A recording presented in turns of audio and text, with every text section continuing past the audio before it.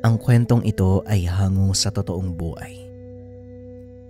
Mula ito sa isa nating kabayan na itago na lang natin sa pangalang Jomar. Taong 1985, 13 Martires, Cavite. Lumaki sa isang pamilyang naglilingkod sa simbahan nitong si Jomar. Ang ama ay lay minister sa simbahan at ang nakakatandang kapatid na itago na lang natin sa pangalang Manuel, ordinaryong pare. Ito ang kasalukuyang kura paroko ng kanilang parokya. Pinili ni Manuel na paglingkuran ang sariling parokya dahil na din sa dito na ito nagkaisip. Nahubog ang pananampalataya ng binata sa loob ng 4 na sulok ng parokya ng Kristong Hari. Hanggang sa nagkaroon nito ng pagkakataong pumasok sa seminaryo, kalaunan ay natanggap ang pangarap na maging isang pare. Nang magkaisip si Jomar, pinasok naman ito ng ama bilang sakristan. Sa haba ng panahong naglilingkod ito, marami nang natutunan ang binata. Mas madalas nitong kasama ang mga kaibigan ng kanyang ama. Karamihan sa mga ito ay may kaalaman sa lihim na karunungan. Sa murang edad, nakakarinig ng mga nakakamanghang kwento ang binata tungkol sa mga medalyon at iba pang tangang gamit ng mga nakakatandang nakakasalamuha. Alam mo, Jomar, mas maganda ang may kaalaman sa ganitong mga bagay. Proteksyon din ito laban sa mga masasamang tangka. Maniwala ka o hindi, maraming nagkalat na mga taong may kaalaman sa kaliwa, hindi ba? Wika ng isa sa mga kaibigan ng tatay ni Jomar na itago na lang natin sa pangalang Mang Narsing. Pwede ba paring Narsing? Huwag mo ngang pinupuno ng mga ganyang kwento ang isip ni Jomar. Mamaya, kulitin ka ng kulitin ng batang yan. Tugon ng ama ni Jomar na ang pangalan ay Mang Andres. Nabanggit niyo, Manong Narsing, kaliwa? Ano pong ibig sabihin nun? Tanong ni Jomar. Nako, ayan na nga bang sinasabi ko? O siya paring Narsing, iyong-iyo na ang entablado. Jomar, huwag ka masyadong magpapagabi ha. Mauna na ako at baka magalit ang nanay mo. Pareho tayong nasa galaan. Sasalubungin tayo ng lumilipad na kaldero. Wika ni Mang Andres. Opo tay, maya-maya po uuwi na rin ako. Tugon ni Jomar. Teka, nga ba yun? Nasaan na nga ba tayo? Alam ko na. Nagtatanong ka tungkol sa kaliwa. Ang mundo ay may 2 panig. Kaliwa at kanan. Taas at ibaba. Ang kaliwa ay sumisimbolo sa kasamaan. At ang kanan naman, kabutihan. Ganon din ang taas at ibaba. Langit at lupa. Ang mga kaalamang nandito sa mundo ay nagmula sa magkabilang panig. Gaya ng mga kaalaman ng Diyos o mas kilala natin sa tawag na lihim na karunungan. Nahati din sila sa 2 bahagi, mabuti at masama. Wika ni Mang Narsing. Alin po yung mas malakas? Alin po yung mas makapangyarihan? Wala namang mas malakas kaysa sa isa. Nasa tao kung paano niya ito gagamitin. Hindi mahalaga ang pinagmula ng kakayahan, kundi sa kung ano ang paggagamitan mo nito. May ilang kalamang mula sa kaliwa ang nagagamit para makapanggamot. Ngunit may mga tao ding may kinalaman mula sa kanan na ginagamit ang kapangyarihan para manglamang at manakit ng kapwa. Pagpapaliwanag ni Mang Narsing. Sa murang edad, natutunan ni Jomar ang mga bagay tungkol sa lihim na karunungan. Kasabay nito, ang unti-unti niyang pagtuklas ng kakayahang nakapaloob dito. Unang pinag-aralan ni Jomar ang orasyon ng San Benito. Matagal niya nang hawak ang medalyon Ngunit wala itong alam kung gaano kalakas ang taglay nitong kapangyarihan. Nakita lang ito ni Mang Narsing na suot ng binata kaya tinanong niya ito. Yan iho. Eto, yan. Wala ka bang alam tungkol dyan sa suot mong medalyon? Tanong ni Mang Narsing. Sa pagkakaalam ko lang po, San Benito ang tawag dito. Pero hindi ko alam kung para saan at paano gagamitin. May alam po ba kayo, Manong? Tanong ni Jomar. Sayang ang pagsusot mo ng medalyon na yan kung hindi mo alam kung paano gagamitin. Sandali lang at may kukunin ako sa kwarto. Wika ni Mang Narsing. Maya-maya ay bumalik ito sa sala at may dalang libreta. 1 pulgada ang kapal nito, 6 na pulgada ang haba at 4 na pulgada ang lapad. Nakalimbag sa harapan ng libreta ang imahe ng San Benito. Ano naman po yung laman ng libretang yan? Tanong ni Jomar. Ito ang libreta ng mga dasal ng San Benito. Lahat ng nilalaman nito ay impormasyon kung paano mong papaganahin ng medalyon. Kung hindi mo lamang pagbigkas ng mga dasal, magpaturo ka ng mga salitang Latin sa Kuya Paulo mo. Paniguradong marunong siya. Tugon ni Mang Narsing. Sinunod ni Jomar ang payo ng matanda. Saktong kakatapos lang makipag-usap ng nakakatandang kapatid sa mga tao nang dumating siya sa parokya. O Jomar, may kailangan ka ba? Wika ni Padre Paulo. Oo kuya, may kailangan ako eh. Padre Paulo pala. Kailangan ko ng tulong mo eh. Turuan mo naman akong magbasa at magsalita ng Latino. Wika ni Jomar at biglang tumawa ang pare. Nagulat ito sa kailingan ng kapatid. Para saan naman? Saan mo gagamitin ang salitang Latin? Tanong ni Padre Paulo. Gusto ko po kasing maunawaan yung mga nakasulat sa libro na to. Tugon ni Jomar. Sabay pakita ng hawak na libreta ng kapatid. Eto ba? Teka, aklat ng San Benito to ah. Saan mo nakuha to? Muling tanong ni Padre Paulo. Kay Manong Narsing po. Nakita niya kasing suot ko yung San Benito eh. Tinanong niya ako kung alam ko ba daw kung paano ko gagamitin. Tapos saya nang binigay niya sa akin eh. Wika ni Jomar. Ang libretang ito ay naglalaman ng makapangyarihang dasal. Kailangan mong magdebosyon sa medalyon. Kung gusto mo itong mapagana ng maayos ha. Pero Jomar, uunaan na kita. Hindi biro ang pagdedebosyon. Kailangan mong paglaanan ng oras at buhay ang gawaing ito. May ilang bagay ding pinagbabawal ang pagdedebosyon. Sigurado ka bang handa mong harapin ang lahat ng yun? Tanong ni Padre Paulo. Ang totoo kuya, hindi ko alam kung kaya ko eh. Pero gusto ko talagang malaman kung totoo ba yung sinasabi ni Mang Narsing. Kaya pakiusap kuya, turuan mo na ako. Wika ni Jomar. Napailing na lang ang pare. Wala itong magagawa kung hindi turuan ang kapatid dahil alam niyang patuloy lang siyang kukulitin ito. O siya, sige, tuturuan na kita. Pero wag na wag mong sasabihin kay tatay ang tungkol dito ha. Siguradong makakarinig ako ng pangaral dun eh.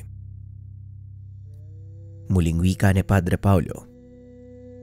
Sumang-ayon naman ang binata at upang walang makaalam ng ginagawa ni Jomar, doon ito pinatira ng nakakatandang kapatid sa simbahan. Alam ni Padre Paulo na mahirap ang pagdaraanan ng binata, kaya naman nagpa siya itong gabayan. O yan, may sarili ka ng kwarto at altar. Diyan mo gawin ang pagdarasal at pagdedebosyon mo. 49 na araw, Jomar. Kailangan mong sundin ang mga alituntuning ibibigay ko sa iyo. Kung hindi, masasayang ang lahat at walang mangyayari sa sakripisyo mo. Pangaral ni Padre Paulo sa kapatid. Matyaga namang sinunod ni Jomar ang sinabi nito. Bagaman nahihirapan, hindi sumuko ang binata at nagpatuloy itong matuto hanggang sa tuluyan niyang matapos ang debosyon. Kuya, parang wala namang nangyari ah. Ganun pa rin yung pakiramdam ko eh. Pero lalong gumaan yung pakiramdam ko dito sa suot kong medalyon. Halos hindi ko na nga siya nararamdaman eh. Wika ni Jomar. Yun ay dahil naging isa na kayo ng medalyon. Isang paraan ang kailangang gawin para malaman natin kung mapapagana mo na yan. Halika, sumama ka sa akin. Tamang-tama, may pupuntahan akong sinasapian umano ng demonyo. Tignan natin kung may natutunan ka sa 49 na araw mong debosyon.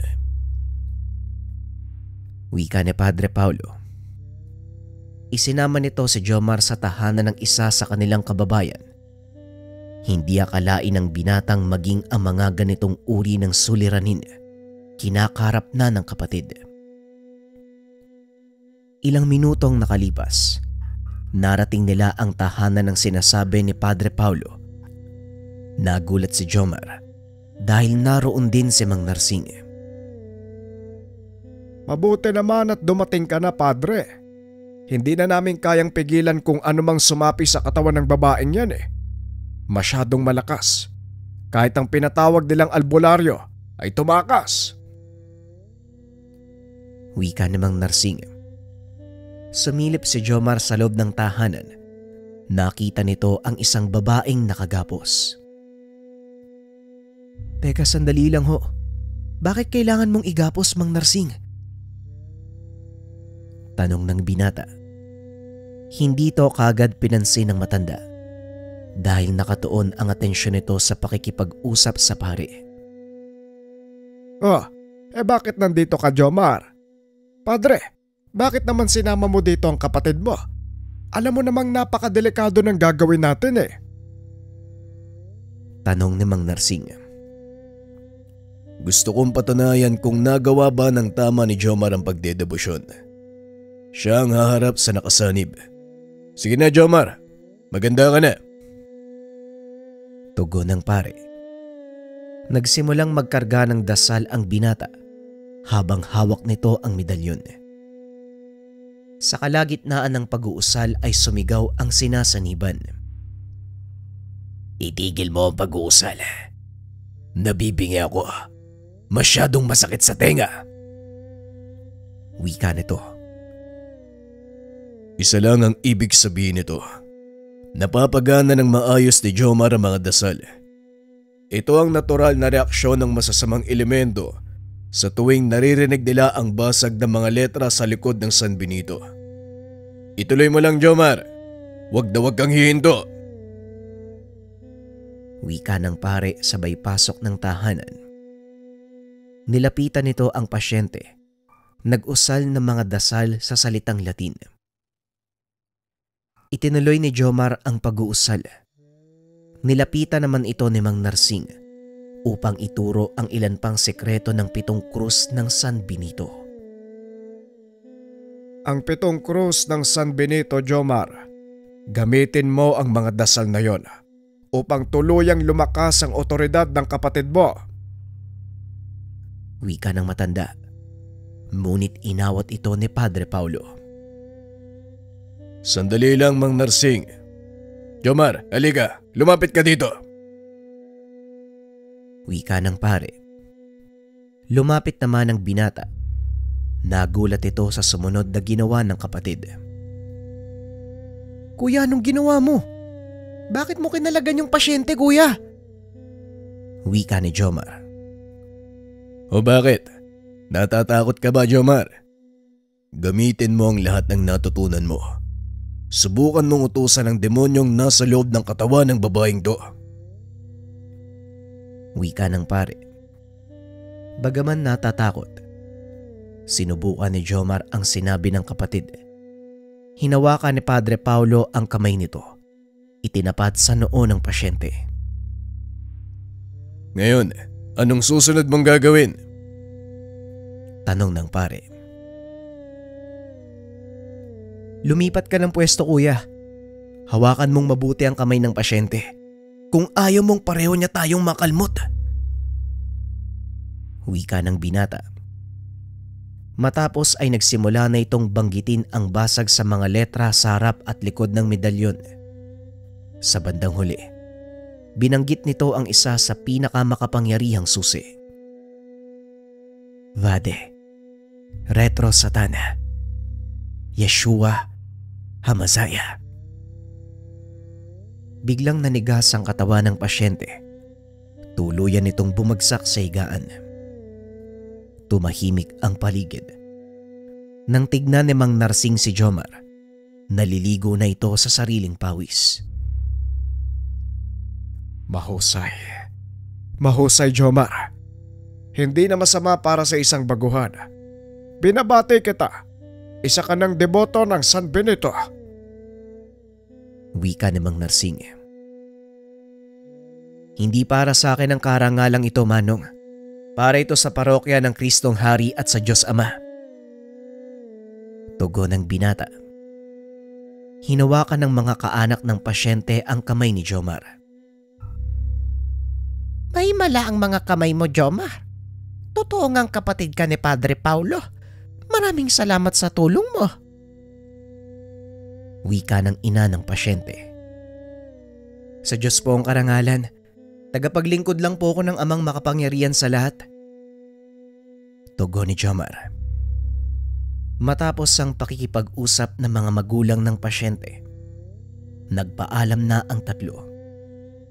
Habang nasa daan, tinanong ni Jomar kung ano ang nangyari at sinapian ng demonyo ang pasyente.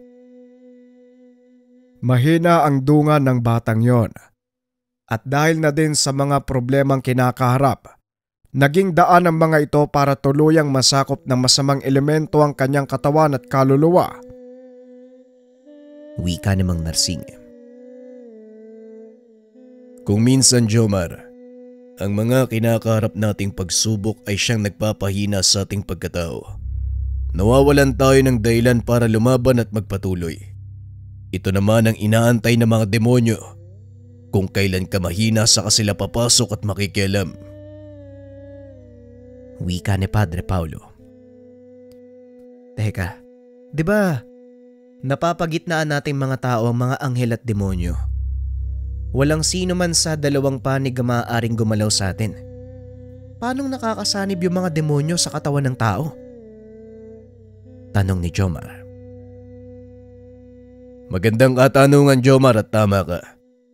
Merong hindi nakikitang poder sa pagitan nating mga tao at ng mga tinatawag na celestial. Ang mga celestial, mga nilalang na nagmula sa kalangitan. Wala silang sariling katawan ngunit may sariling katauhan.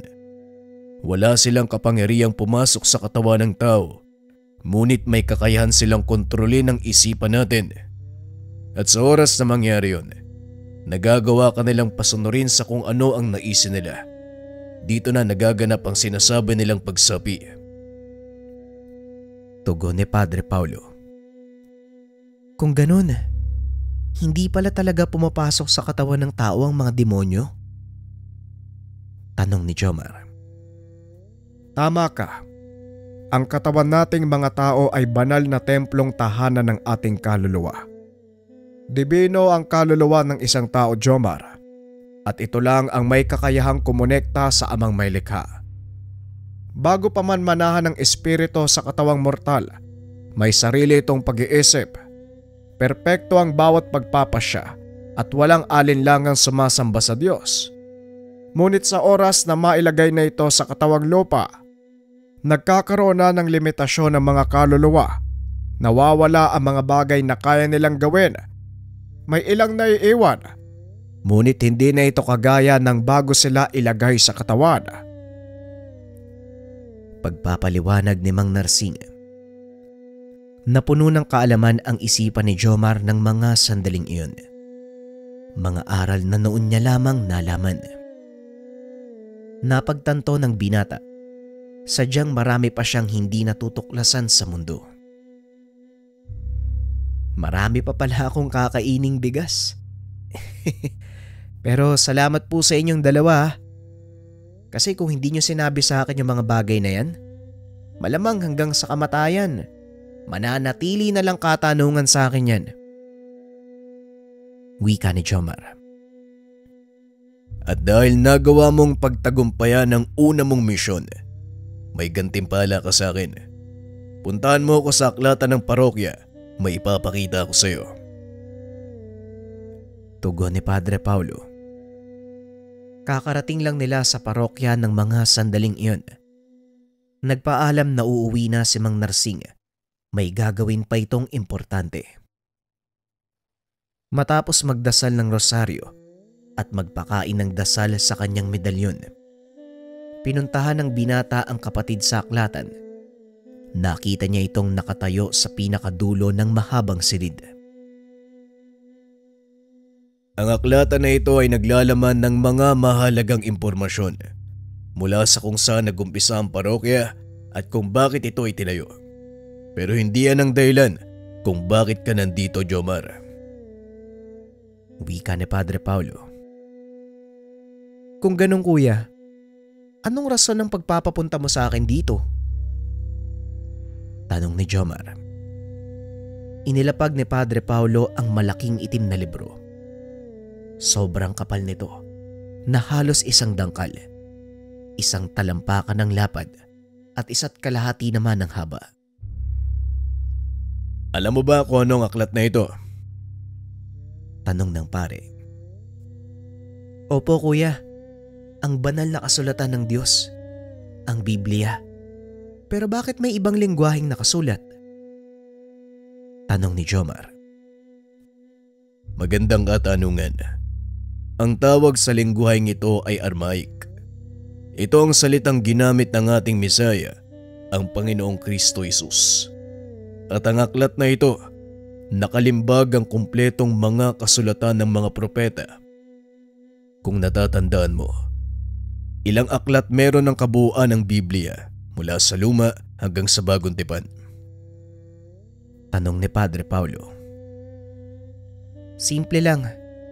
66, 39 mula sa lumang tipan at 27 naman mula sa bagong tipan. Kuya naman, pinapunta mo ba ako dito para bigyan ng pambatang pagsusulit? Tanong ni Jomar. Tama ang sagot mo, pero mali. Wika ni Padre Paulo, na labis namang ipinagtaka ng binata. Paano mo nasabing mali kuya? Hindi ba ikaw ay nagturo sa akin ng tungkol sa Biblia simula nung bata pa ako? Tanong ni Jomar. Tama ka, pero may ilang bagay akong hindi isinama. At para sa mas malawak na kaalaman, eto basahin mo. Para mapagtanto kung ano ang sinasabi ko, ikaw mismo ang tumuklas, Jomar. Naupo ang binata at binuksan ang aklat. Nung una ay hindi niya ito maintindihan dahil bukod sa kakaiba ang lengguwaheng ginamit, masyado ng luma ang libro at medyo nabubura na ang ilan sa mga letra. Hindi ko naman mabasa yung mga nakasulat kuya. Paano ko ito maiintindihan? Tanong ni Jomar. Dahil binabasa mo ito gamit ang iyong mga mata. Bakit hindi mo subukan basahin ang mga nakasulat gamit ang iyong puso? Alisin mo sa isipan ng mga hindi kailangang kaalaman. Sabi nga nila, itapon mo ang laman ng iyong sisidlan para ito ay muling malamnan. Tugon ng pare. Matapos ay lumabas na ito. Naiwang mag-isa si Jomar habang pilit na iniisip ang sinabi ng kapatid. Ipinikit nito ang mga mata. Huminga ng malalim. Inilapat ng binata ang mga kamay sa pahina ng aklat. Unang binasa ni Jomar ang aklat ng lumang tipan.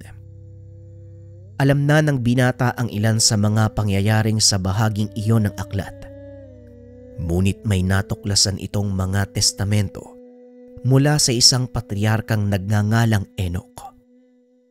Si Enoch ay ama ni Metusela na ama naman ni Moises. Nakapaloob sa testamentong iyon ang rason kung bakit kinakailangang gunawin ang mundo gamit ang dakilang anaw o ang pagbaha. Ipinaliwanag din sa aklat na iyon kung bakit ang ilan sa mga anghel ay nahulog sa lupa, maging ang pinagmulan ng mga demonyo, ng mga higante, na kung tawagin naman ay Nephilim. Maliban dito, may mga sekretong kasulatan din mula sa nasabing aklat ang natuklasan ng binata. Ilan sa mga ito ay mga inkantasyon, orasyon at mga dasal.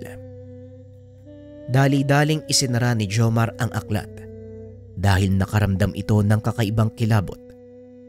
Maya-maya pumasok si Padre Paulo na may dalang isang baso ng tubig. O ito, inumin mo. Alam kong kakailanganin mo yan. Ano, may natuklasan ka na ba? Tanong ni Padre Paulo. Marami kuya sa palagay ko. Hindi ko na itutuloy pa. Kasi yung mga kalamang ito, hindi na pwedeng ipakalat pa sa nakararami. Tugon ni Jomar. Yan mismong dahilan kung bakit tinanggal sa bagong bersyon ng Biblia ang aklat ni Enoch. Naglalaman ito ng mga makapangyarihang salita, kagaya na lang ng parisukat ng Sator, tatsulok ng Trespico Roma at marami pang iba. Wika ni Padre Paulo. Nang mga sandaling iyon, mas naunawaan ng binata ang lahat ng tungkol sa lihim na karanungan. Dahil dito mas lalong ipinag-ibayo ni Jomar ang pag-aaral para mapangalagaan ang taglay na sikreto. Ngayong alam mo na ang katotohanan, patuloy ka na lang lalakas. Hindi ko na din kailangan sabihin sa'yo na maging mabuting tao ka dahil alam ko naman yun. Pero mag-iingat ka dahil marami ang maghahangad na subukin ang kakayahan mo, lalo na ang may kaalaman sa kaliwa. Pangaral ng nakakatandang kapatid. Fast forward tayo ng ilang taon. Nagtapos ng sekundarya si Jomar. Piniling mag-aral ng kolehiyo sa isang pamantasan sa Maynila. Dito naranasan ng binata ang unang pakikipagtuos sa kapwa may alam. Papalabas ng kwarto nakasalubong nito ang isang dalaga. Normal lang ito sa paningin ni Jomar. Ngunit nang makalabas ng tuluyan ang binata, nakaramdam ito ng matinding sakit ng ulo. Ang pagkakamali mo, masyado ka nagpapakampante. Anong akala mo? Ikaw lang ang may alam? Tanong ng dalaga. Dali-dali namang nag-usal ng pangkalasang binata. Nagtaas siya ng depensa. Pasensya na pero hindi ko alam kung anong ibig mong sabihin. Hindi nga kita kilala eh. Wika ni Jomar. Kung sa bagay, bago ka nga pala dito no? Kaya wala kang alam. Pero wag mong isiping maghahari ka sa paaralang ito. Dahil lang sa may alam ka sa lihim na karunungan ha. Tandaan mo, hindi lang ikaw ang marunong magbato ng mga dasal. Tugon ni Luna. Alam kong may kaalaman ka. Kaya nga ako tinamaan ng binato mong tigalpo eh. Pero ang tanging intensyon ko ay pumasok sa eskwela. Wala akong pake sa mga sinasabi mo at isa pa, bakit ko naman papangaraping maghari dito? Wika ng binata sabay lakad palayo. Ilang beses pa siyang sinubukang tigalpoy ng dalaga. Ngunit hindi na ito tumalab dahil sa lakas ng depensang taglay ni Jomar. Hindi pa tayo tapos, tandaan mo yan. Magkikita pa tayo. Huminto sa paglalakad si Jomar. Hinarap ang dalaga. Kung gugustuhin ko, dapat kanina ka pa nakaluhod eh. Sa ginawa mong pagtigal po sa akin ng paulit-ulit kahit wala naman akong ginagawa sa'yo. Nasa akin ang lahat ng dahilan para gantihan ka. Pero hindi na kita papatulan kasi halata namang wala kang alam sa kung anong pinaggagawa mo. Ngayon, kung gusto mo talaga ako makasagupa, ikaw ang bahala. Pagbibigyan kita sa ngayon pero sa susunod, Makikita mo kung anong kaya kong gawin. Wika ni Jomar. Pagkawi nito sa tahanan, saktong naroon na si Padre Paulo. Kausap nito ang kanilang ama.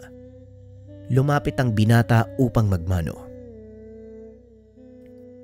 Kumusta ang araw mo? Parang pagod na pagod ka. Tanong ni Padre Paulo. Opo kuya. Ang hirap hanapin ng mga kwartong papasukan ko. Dumagdag pa yung... Hindi na naituloy ang sasabihin dahil nakikinig ang ama. Ano yun? Ano yung dumagdag, Jomar? Tanong ng nakakatandang kapatid. Yung mga kaklase ko kuya. Oo, tama yun nga. O siya, magpapahinga na po muna ako ha. Hindi na pala ako kakain tay. Busog na ako eh. Tugon ng binata. Ramdam ni Padre Paulo na may kakaiba sa kapatid. Kaya naman sinundan niya ito sa kwarto. Ano yun? Magsalita ka. Alam kong may kakaibang nangyari. Tanong ni Padre Paulo. Kasi may nakilala ako sa eskwela. Babaeng may kaalaman din sa lihim na karunungan. Pero hula ako sa kaliwa eh. Tinigalo po ako. Pero swerte lang dahil mahinang dasal yung ginamit niya. Kaya nagawa kong kalasin at nakapagtaas pa ako ng depensa. Wika ni Jomar. Maraming may kaalaman sa pamantasan na yun.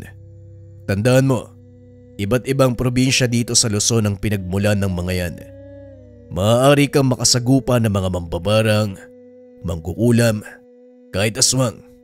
Pero ang pinakawag mong susubukang kalabanin, ang mga wikan. Babala ni Padre Paulo. Wikan? Ano yun? Ngayon ko lang narinig yun kuya. Tanong ni Jomar. Sila ay uri ng mangkukulam na merong kakayahan na kumonekta sa kalikasan.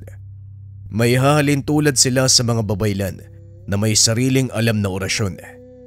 Hindi kagaya mo, ang kanilang mga dasal ay hindi kinuha mula sa karunungan ng Diyos. Malakas ang kapangyarihang taglay ng isang ganap na wikan. Sa pamamagitan lang ng salita, maaari kanyang paluhurin, lalo na kung mahina ang depensa mo. Pagpapaliwanag ni Padre Paulo. Dito na kinabahan si Jomar dahil wala siyang nakitang anumang medalyon na suot ang nakilalang dalaga. Naku po, mukhang naloko na. Wala akong nakitang medalyon o mutya dun sa babae kanina eh. Hindi kaya isa siyang wikan? Wika ni Jomar. Medyo kinabahan na rin ang nakakatandang kapatid. Kaya naman nagpa siya itong sama ng binata sa paaralan upang masigurado ang kaligtasan. Ngunit nasorpresa si Jomar sa natuklasan. Kinabukasan, pababa ng sasakyan ng binata kasama si Padre Paulo. Sa gate pa lang, pinagtitinginan na ito ng mga gwardya dahil hindi mapagkakamalang pare ang binata. Nakasuot ito ng itim na jacket at may itim na pantalon. Maglakad ka lang ng tuwid. Huwag mong pansinin ang mga tao sa paligid. Wika ni Padre Paulo. Ayos ka din kasi kuya eh. Bakit hindi ka nalang nagsuot ng sutana? Mukha kang leader ng sindikato dyan sa ayos mo eh. Tugon ni Jomar. Mas mabuti ng ganito nang hindi ako makikilala. Biglang naalala ng binata na dito din nagtapos ng 4 na taong kurso ang nakakatandang kapatid bago magpatuloy sa seminaryo. Malapit na sila Jomar sa gusali kung saan naroroon ang kanyang silid-aralan. Nang nakasalubong nila ang mga estudyante sa ika-4 na baitang. Hindi alam ni Jomar kung ano ang kurso ng mga ito. Ngunit nagulat ang binata dahil nagsipagyukuan ang mga ito at huminto sa paglalakad habang dumadaan sa harapan nila si Padre Paulo. Ayos ah. Para ka talagang leader ng sindikato kuya. wika ni Jomar.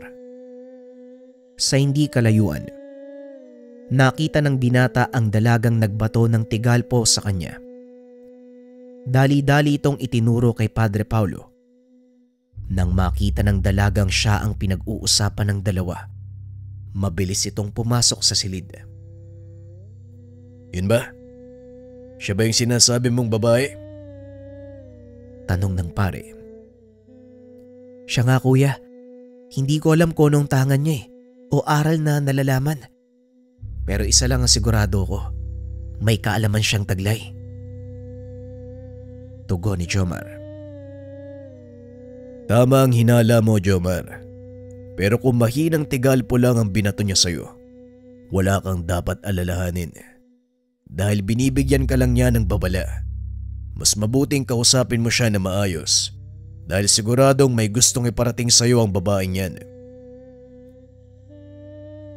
Matapos makita ang sinasabi ng kapatid, kaagad nang nagpaalam si Padre Paulo. Saka lang nalaman ng binata na kilalang kilala pala ang kapatid sa paaralang iyon. Gayunpaman, hindi na naging malaking usapin ng pagkakakilanlan ni Padre Paulo sa lugar. Dali-daling pumasok sa klase ang binata at nakita nito ang dalaga. Nakahinga ng maluwag ang binata dahil hindi na ito mahihirapan sa paghanap. Naupo si Jomar sa tabi ng dalaga. Ang lakas ng loob mong tumabi sa akin ah. Sawa ka na ba sa buhay mo? Tanong ng dalaga. Hindi naman sa ganun. Sabihin na lang natin na hindi ako natatakot sa mga banta mo. At isa pa, gusto kitang kausapin tungkol sa mga sinabi mo sa akin eh. Tugon ni Jomar. Nasabi ko na ang lahat ng dapat kong sabihin. Kung talagang matigas ang ulo mo, patuloy kang makikipag-usap sa akin. Desisyon mo yan. Huwag mo kong sisisihin kung mapapahama ka man. Wika ng dalaga. Nagtataka nga ako kung bakit mo sinasabing mapapahamak ako. Hindi ko alam kung anong meron sa paaralang ito eh. Kung anong meron sa'yo. Kaya nga gusto kitang makilala ng lubusan. Luna ang pangalan mo, di ba?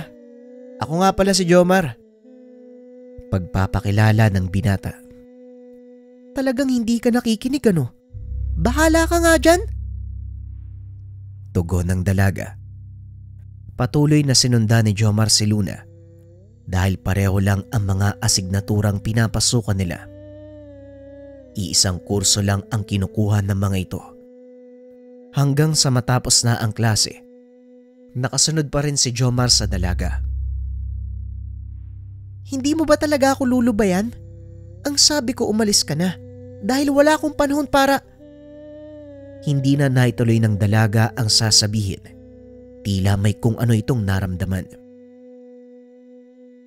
Oh, anong problema? Hindi ba gusto mo ng kasagutan? Ayan na, paparating na sila. Tugon ng dalaga. Napalingon si Jomar sa direksyong tinititigan nito. Nakita ng binata ang grupo ng kabataan. Pangkaraniwang uniforme lang ang suot ng mga ito. Ngunit ramdam ni Jomar ang kakaibang presensyang bumabalot sa kanila. Luna, mukhang nakakita ka ng bagong kaibigan ah. Sabihin mo nga sa amin, eto na ba ang pinagpalit mo sa ating grupo? Wika ng lalaki. Wala naman akong pakinabang sa inyo, di ba? Mahina ako. Kaya kung pwede, lubayan nyo na ako at isa pa. Wala namang ginagawang masama yung taong to ah. Kung pwede, hayaan nyo na lang siya. Tugon ni Luna. Hayaan. Alam mo ang patakaran sa paalalang ito. Kaya huwag kang makialam kung ayaw mong pati ikaw masaktan. Hinawi ni Jomar ang dalaga papunta sa kanyang likuran upang kausapin ang binata. Pasensya na pero mukhang hindi tama yung ginagawa nyo ah. Hindi ko hahayaang may masaktan dahil lang sa kung anumang tradisyong pinaniniwalaan nyo.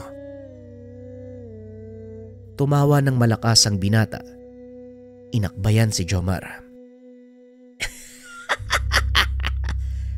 Hindi lang to basta tradisyon. Hindi kami papayag na may kung sinong baguhan ang magmagaling dito sa teritoryo namin. Rodel, tama na. Bitawan mo siya. Wala namang kinalaman si Jomar dito ah. Yung pala. Jomar pala yung pangalan mo. Wes, gusto ko lang din magpakilala. Ang pangalan ko ay Rodel. Siguro naman, nasabi na ni Luna kung ano kami.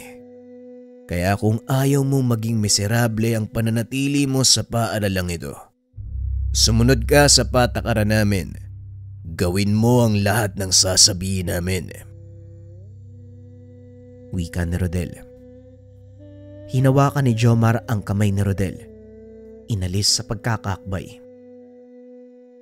Paano kung ayoko? Anong gagawin mo? Wika ni Jomar. Nanlaki ang mga mata ni Rodel nang maramdaman nito ang biglang pagtaas ng enerhiya ng binata. Napatras. Nagpa siyang umalis. Huwag kang mag-alala. Sasagutin ko yan sa susunod nating pagkikita. Tugon ni Rodel. Yan, ganyan nga, umalis kayo. Palibasa, mahihina ang pinagdidiskitan nyo eh. Wika ni Jomar. Sabay halik sa kanyang medalyon. Medalyon?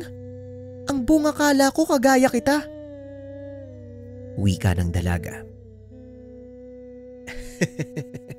Sabi nila, antingero daw ang tawag sa mga kagaya kong may hawak na anting-anting. Ikaw, ano ba ang kaalaman mo? Tanong ni Jomar. Gaya nila Rodel, isa akong wikan. Pero hindi ako nakisama sa kanila eh. Mali ang ginagawa nila. Pasensya ka na kung sinubukan kitang saktan nung una nating pagkikita. Gusto ko lang sanang bigyan ka ng babala sa kung anong kakaharapin mo habang nandito ka sa pamantasan. Pagpapaliwanag ng dalaga. Huwag kang mag-alala. Nasabihan na ako ni Kuya Paolo bago pa man ako pumasok dito. Kaya alam ko mangyayari to. Tugon ni Jomar. Paolo? Yun ba yung kasama mo kanina, yung malaking tao? Nakasuot ng itim na damit? Oo, siya nga yun. Alam mo ba kung gaano kakilalang kapatid mo dito sa paaralan? Kanina hindi, pero ngayon alam ko na eh. O siya, tara uwi na tayo. Nga pala, saan ka nakatira? Baka pwede kitang idaan. May dala kasi akong motor eh. Hindi na. Malapit lang naman dito yung bahay ko Salamat na lang. Ganun ba? O sige, sabay na lang tayong lumabas. Naroon din kasi sa labas ng paaralan yung motor ko Pag-uusap ng dalawa. Nagpatuloy na sa pag-uwi ang dalaga at gaya ng sinabi nito, ilang metro lang ang tahanan ng dalaga mula sa paaralan. Nang masiguradong ligtas na, saka naman sumakay ng motorsiklo ang binata para umuwi. Kinabukasan, pangkaraniwang araw lang ito para kay Jomar. Wala namang nangyaring kakaiba. Ngunit ang ipinagtataka nito, hindi pumasok ng klase si Luna. Naisip ng binata na baka nahuli lang ng pasok. Kaso nga lang natapos na lang ang araw. Hindi niya nakita ang dalaga sa paaralan. Hindi na nagabalang magtanong si Jomar sa mga kaklase dahil wala rin namang masyadong nakakausap si Luna. Nang makalabas na ito ng paaralan, napansin ng binata ang pangkat nila Rodel. Palabas ang mga ito sa eskinita kung saan nakita ni Jomar na pumasok si Luna. Muli itong bumaba sa motor. Naglakad papunta sa eskinita. Sandali pang tumayo ang grupo kaya nagawang makalapit ni Jomar nang hindi namamalayan nila Rodel. Ano Gian? Nagawa mo ba ang sinasabi ko? Baka mamaya pumalpak ka na naman Hindi tayo dapat magkamali. lalo pat may malakas sa kasangga si Luna. Wika ni Rodel sa isa nitong kasama.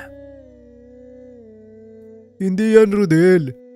Alam kong pupuntahan siya ng lalaking yun. At sa oras na pumasok siya sa bahay nila Luna, siguradong hindi na siya makakaligtas. Narinig ni Jomar ang lahat ng pinag-uusapan ng mga ito. Sigurado ang binata na siya ang punterya ng mga wikan. Nagpasya ang binata na huwag tumuloy sa pagpunta sa bahay ni Luna. Dali-dali itong umuwi. Sinabi ang nangyari sa kapatid. Tama lang ang ginawa mo. Huwag mong alalahanin si Luna dahil hindi siya sasaktan na makauri nila. Hindi basta-basta ang makipaglaban sa mga wikan, Jomar. Hindi mo sila kakayanin kung mag-isa ka lang. Wika ni Padre Paulo. Ayoko lang na may mapahamak ng dahil sa akin. Kaya wala akong pakialam kahit gaano pa sila kalakas. Tugon ni Jomar. Hindi yun ganong kadali, Jomar. Kung susugod ka sa kanila, antayin mo ko. Tatawagin ko lang si Mang Narsing. Mga wika ng kalaban natin dito. At bilang kapatid, hindi kita maaaring pabayaan. Wika ni Padre Paulo. Hindi na nagsalita ang binata. Inantay na lang nito na dumating si Mang Narsing. Ilang minuto ang nakalipas ay dumating na ang matanda. Nasabi sa akin ni Padre Paulo ang gagawin mo. Hindi ka ba nag-iisip, Jomar? Wika ng kalaban natin dito. Hindi pangkaraniwang mga bertudes. Kaya nilang kumonekta sa kalikasan at gamitin ang enerhiya mula dito bilang sandata. Wika ni Mang Narsing. Ilang ulit ko nang pinagsabihan yan, pero hindi nakikinig. Wika ni Padre Paulo. Nadamay lang kasi yung kaklase kong babae. Ang totoo, binalaan pa niya ako sa maaaring mangyari. Kaya siya ang napahamak at ngayon hawak siya ng mga wikan at ginawang pain. Tugon ni Jomar. Ang ipinagtataka ko, bakit kailangan pa nilang idamay ang dalaga? Araw-araw naman kayo nagkikita sa paaralan. Pwede ka naman nilang direktang atakihin. Tanong ni Padre Paulo. Napatras ko sila nung una naming pagkikita eh. Alam kong hindi nila ako kakayanin, kaya ginamit nilang paing si Luna. Tugon ni Jomar. May ibang binabalak ang mga taong yan. Tama lang ang ginawa mong hindi nagpapadalos-dalos ng desisyon. Ngayon ang kailangan nating gawin, dalhin sila sa isang banal na lugar. Hindi gumagana ang kapangyarihan ng mga wikan sa mga lugar na gaya ng simbahan.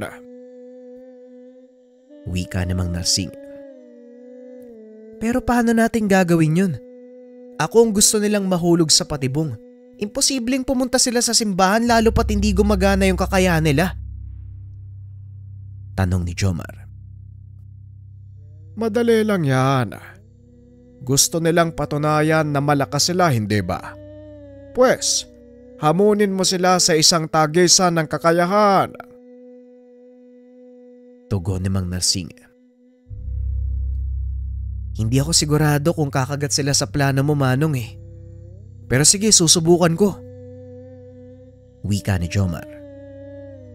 Wala ka nang magagawa. Kailangan mo yang gawin. Dahil kung ikaw ang pupunta sa kanilang balwarte, siguradong wala kang panalo. Tugon ni Mang Narsing. Nang gabing iyon ay nagpunta ang binata sa paaralan. At gaya ng inaasahan, naroon nga sila Rodel at ang ilan sa mga kaibigan nito. Mauta ka din pala, no? Akala ko kakagatin mo ang paing ko eh. Bueno, dahil nandito ka na lang din, wala na ako magagawa. Ano? Gusto mo bang makita ng buhay si Luna? Tanong ni Rodel. Ibang klase pala yung kaduwagan mo, no? Ginamit mo pa pati si Luna. Kung iisipin, magkauri lang kayo eh. Tugon ni Jomar. Ay, wala akong kauring mahina. At isa pa, kailanman hindi naging parte ng aking kawan si Luna. Isa siyang mapagmataas na wikan na kung tutusin, wala namang magagawa ng nag-iisa. Wika ni Rodel. Sa totoo lang mas hanga ako kay Luna dahil nakayanan niyang humarap sa mundo kahit nag-iisa. Ikaw, nagtatago ka lang sa likod ng iyong mga kaibigan. Bakit? Hindi mo ba kayang lumaban ng sarili mo lang? Tanong ni Jomar. Dahilan para lalong magalit si Rodel. Napakayabang mo ah. Bakit? Anong pinagmamalaki mo? Yang medalyon mo? Pwe, wala yan sa kakayahan naming mga wigan. Tugon ni Rodel. Patunayan mo. Pumunta ka sa kapilya ng Kristong Hari. Aantayin kita doon bukas. Huwag kang mag-alala. Alam kong hindi gumagana ang kapangyarihan mo sa mga banal na lugar. Dumiretso kayo na mga kasama mo sa likod ng kapilya. Doon may bakanteng lote. Malayo na yon sa mismong simbahan at halos nasa gitna na ng gubat. Kaya malaya kang gawin ang gusto mo. Wika ni Jomar. Nagbabaka sakali itong kakagati ng kalaban ang kanyang hamon.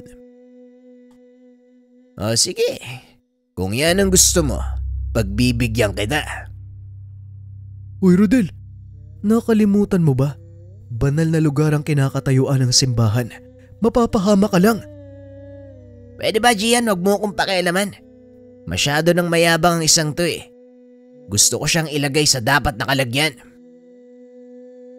Pag-uusap ng dalawa. Napangiti naman si Jomar sa naging tugon nito. Hindi akalain ng binatang kakagatin nga ni Rodel ang kanyang pain. Aantayin kita sa lugar na sinabi ko bukas ng hapon. Pagkatapos ng klase, isama mo lahat ng gusto mong isama. Kung tutusin, pwede na natin ngayon gawin yung laban Pero alam kong gusto mong magmalaki sa mga kauri mo, kaya bibigyan kita ng pagkakataon na isama sila. Wika ng binata sabay alis sa lugar. Pagdating sa kapilya, sinabi nito ang naging resulta ng pag-uusap nila ng kalaban. Magaling Rodel. Ngayon ang kailangan na lang nating gawin. Ihanda ka sa magiging laban nyo. May ilang bagay akong ituturo sa iyo. Ito ay ang pagkonsagra ng isang lugar. Gaya ng sinabi ng pare, itinuro nito ang simpleng paraan ng pagbabasbas. Kampante sa Padre Paulo na magagawa ito ng maayos ng kapatid dahil nagtagumpay na ito sa ginawang debosyon sa medalyon ng San Benito. Tignan mo ang imahe ng Kristong Hari, Jomar. Inilalarawan nito ang kadakilaan at walang hanggang supremasiya ng ating Panginoon. Gamitin mo ang kanyang poder upang magawa mong makonsagra ang pagdadausan nyo ng laban. Wika ni Padre Paulo. Noon lang nalaman ng binata na may poder at depensa din palang kasama ang dasal ng Kristong Hari. Maraming salamat kuya. Sa tinagal-tagal kong nagdadasal ng orasyon ng Kristong Hari, hindi ko napansin yung orasyong pampoder na kasama nito Tugon ni Jomar. Buong gabi niyang pinag-aralan ang dasal. Bagaman walang kasiguraduhan kung mapapagana ito ng lubusan. Malaki ang tiwala ng binata sa kanyang nakakatandang kapatid. Kinabukasan, pumasok ng paaralan ang binata. Normal na araw lang ito para sa kanya dahil gaya ng napag-usapan, hindi kikilos ang magkabilang panig hanggat hindi natatapos ang oras ng kanilang klase. Pagsapit ng hapon naunang umuwi si Jomar. Dali-dali itong pumunta sa parokya at inantay ang pagdating nila Rodel sa likod nito. Naroon na rin sila Padre Paulo, ngunit hindi nagpakita ang mga ito. Mas makakabuti kung hahayaan natin si Jomar na harapin ang labang ito. Bahagi ng kanyang pag-unlad ang pagharap nito sa ganitong uri ng pagsubok. Wika ni Mang Narsing. Alam ko, Manong. Malaki din ang tiwala ko sa aking kapatid. Alam kong malalampasan niya ang ganitong uri ng pagsubok. Pag-uusap ng dalawa. Maya-maya ay natanaw na nila ang pangkat ng kabataang papasok sa lugar. Nakatayo lang si Jomar sa gilid habang inaantay ang grupo. Oh, medyo natagal lang kayo ah. Dami mong kasama. Talagang gusto magpasikat. Ano Rodel, tapusin na natin kaagad. O baka gusto mo pang makipaglaro? Siguro, maglaro muna tayo. Hindi masaya kung tatapusin kaagad kita eh. Wika ni Rodel. Huwag kang magpakampante. Hindi natin alam kung anong mangyayari sa mga susunod na sandali. Wika ng binata sabay usal ng mga dasal sa kanyang medalyon. Naglakad si Rodel papalapit sa binata habang kinukumpas ang mga kamay. Nagbubulong ng mga hindi maunawa ang salita. Naramdaman ni Jomar ang biglaang pagtaas ng enerhiya sa paligid ng katawan nito. Ngunit nanatiling kalmado ang binata. Ano Jomar? Itutuloy pa ba natin to? Pwede ka namang sumuko eh. Wala namang mawawala sa'yo kung tatanggapin mong mahina ka. Tumawa ng malakas si Jomar sa sinabi ng kalaban. Kung alam mo lang. Ay nako, bakit ba napakayabang mong tao ka? Tanong ni Jomar. Dahil may ipagmamayabang ako. Malakas ang loob kong magsalita dahil may napatunayan na ako. Eh ikaw, ano bang napatunayan mo? Tanong ni Rodel. May napatunayan o wala, hindi yun rason para ipagyabang mo kung anong meron ka. Wika ni Jomar. Sabay taas ng kanyang depensa. Kagad namang sumugod si Rodel. Nagulat si Jomar dahil hindi nito akalaing gagamit ng pisikal na atake ang kalaban. Mabuti na lang kahit papano, naturuan din itong makipaglaban ng kanilang ama. May bubuga ka rin pala. Pero tignan natin kung hanggang saan. Wika na Rodel. Sabay kumpas ng kamay. Nanigas ang katawan ng binata dahil sa tigalpong binitawan ng kalaban. Ngunit nagawa niya itong kalasin. Yun lang ba ang kaya mo? Hindi mo man lang ako magawang galusan. Wika ni Jomar. Pilit nitong inuudyukan si Rodel na ilabas ang kanyang buong lakas.